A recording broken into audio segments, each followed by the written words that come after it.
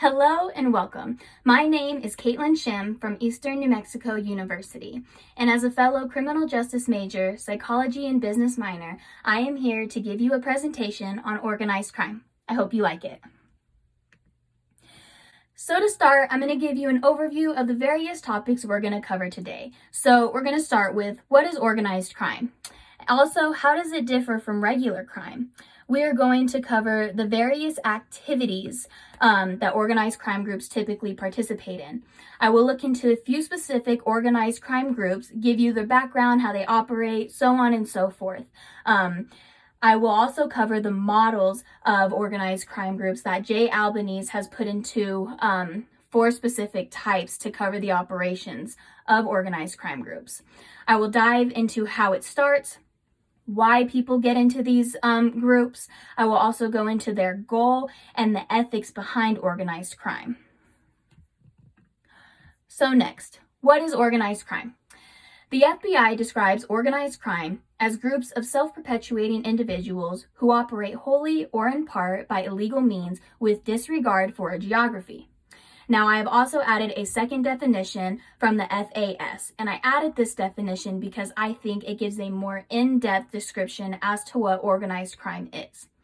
So the FAS describes organized crime as a continuing and self-perpetuating criminal conspiracy employed by groups that are hierarchical in structure. They feed on fear and corruption, and they are motivated by the potential generation of profits. They do this by impacting particular locals, regions, or the nation as a whole. So now, what is the difference between crime and organized crime? Jay Albanese, who is a criminologist, who is also a professor at the Virginia Commonwealth University, gives us a few stipulations as to what differentiates organized crime from regular crime. The first, the organized crime emanates from continuing enterprise to profit from criminal activity. Next, that its crimes are rationally planned out.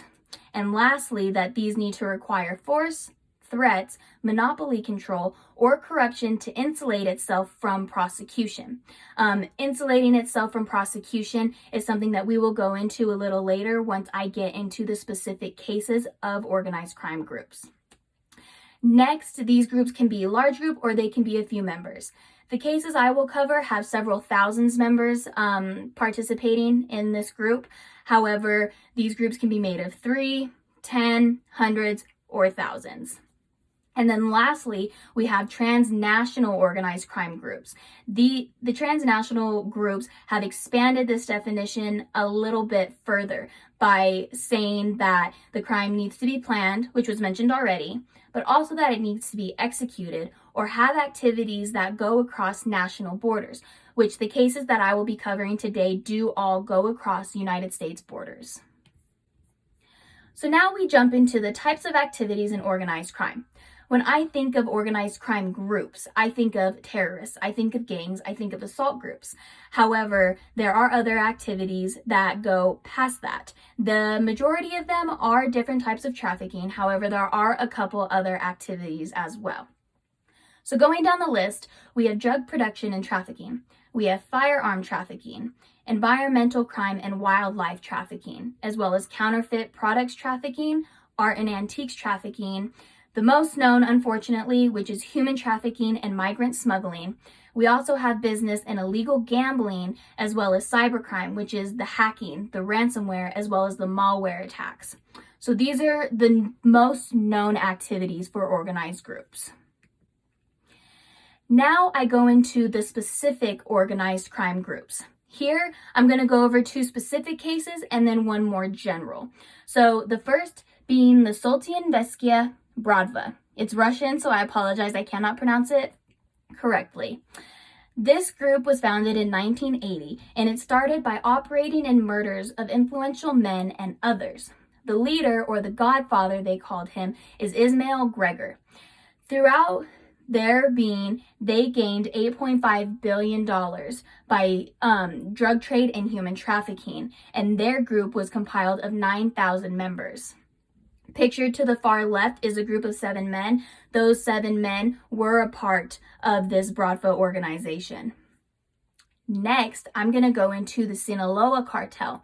Most of you know that cartel mainly because of the most infamous drug lord El Chapo. Now, the Sinaloa cartel is most known for him, but it started from the city of Sinaloa in Mexico, which was known and centered around contraband. The Sinaloa cartel started in the contraband trade and then moved to large drug trafficking events, primarily in marijuana. Sinaloa was founded by Pedro Alvarez, who knew Joaquin Guzman Leora, which is El Chapo, through a friend. The friend of Pedro had a son, and that son was El Chapo. So that is how he got started in this business. What they were most known for was drug trafficking. Their activities expand from New York all the way to Buenos Aires. And the picture to the right of the 7 men is El Chapo, so you can get a visual of him as well. Lastly is the more general group, which is just mafias in general. So if you hear mobsters, mafias, those are organized crime groups. Now, mafias range from Italy, Russia. They even have Jewish mafias that happen as well. And these groups surpass drug trade into other activities that were mentioned earlier before.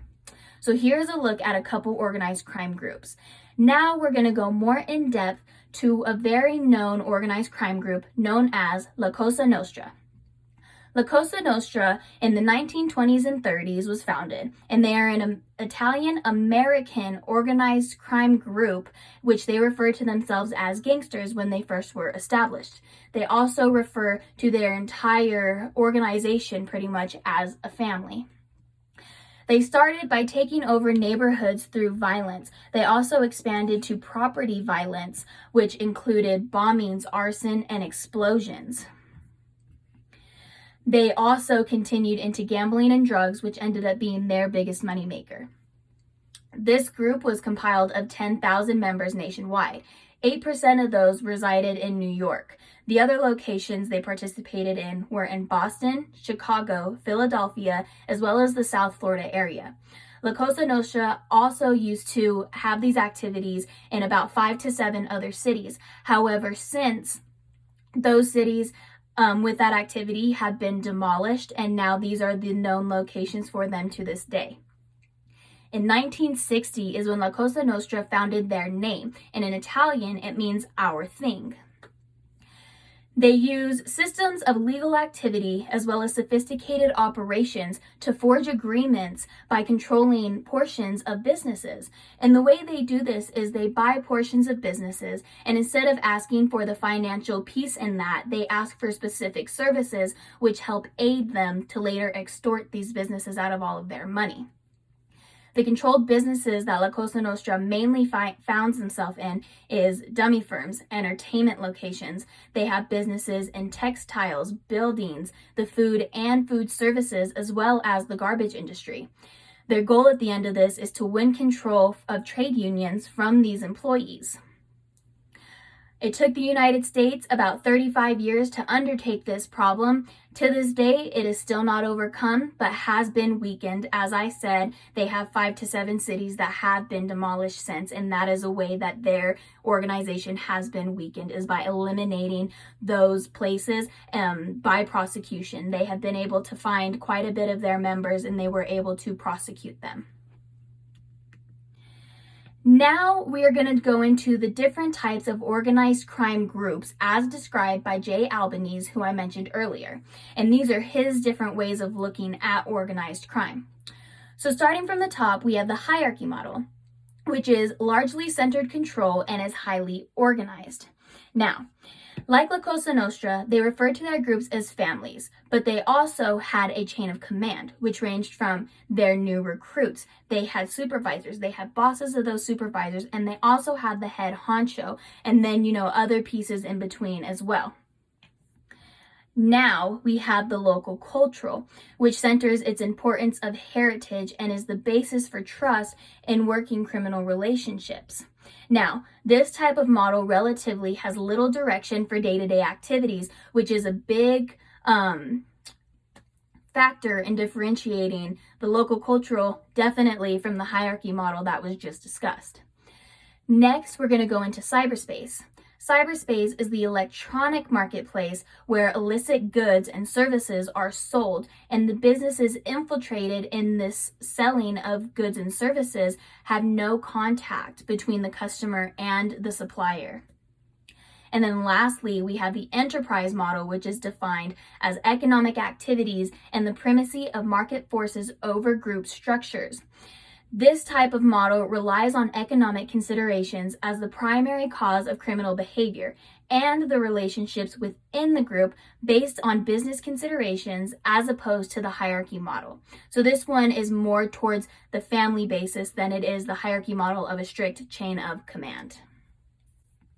So those are the 4 types of organized crime groups. Next, we're going to go to how it starts. How it starts is people's need. Out of all these cases and all of my research, the one thing I could find that was common in all of these cases was their need for financial gain, their need for protection, and their need for family. It's pretty evident at this point that financial gain is the main starting point for all of these people within these groups because they extort people primarily out of their money, or they trade drugs and goods for lots of money. They take over businesses for lots of money, so on and so forth. Next, why the need for protection? The need for protection comes from some of the statements that were made by members of these groups and why they say they started. They say they started because more than likely they were in a gang. And if you're familiar with gangs, when you join, you do have to go through a fairly brutal type of initiation. And if you were to leave that gang, the gang can turn on you and therefore threaten your life, and they can threaten the lives of those that you love. So the need for protection, you leave that gang and they threaten your life, you have another group to come to that offers that type of protection. And lastly, the need for family. El Chapo, when he was arrested, stated that he didn't have any type of family, and he found family within this cartel and within this organization. And that is why he put so much passion and emphasis on what he was doing, was simply for that need for family. So now, the goal. The goal, and the one thing that all of these, again, have had in common is the need for financial gain. That is why threats are imposed, why they recruit new members and have an organization of thousands who continue to participate, because the more people you have, the more money that you are able to gain. And all these people have the same purpose, which is to have financial gain. The last thing that we are going to go over is the ethics in organized crime. Now, for ethics. It is described in the Business Law 6th edition textbook by James F. Morgan that ethics involves determining how one should act based on a group's determination of right and wrong. And in my opinion, I do not see ethics being presented at all throughout organized crime groups. Someone who has ethical values can distinguish right from wrong. In organized crime, the activities taking place are ethically wrong. A group who extorts, manipulates, traffics, and involves themselves in various illegal activities to gain financial wealth is going against what is ethically right.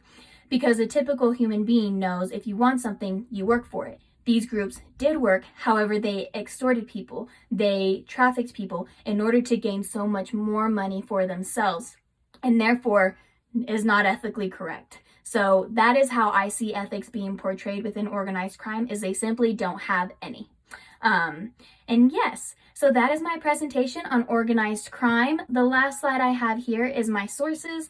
I hope that you enjoyed watching this. I hope that you learned something from it. And thank you so much for watching. Have a great day.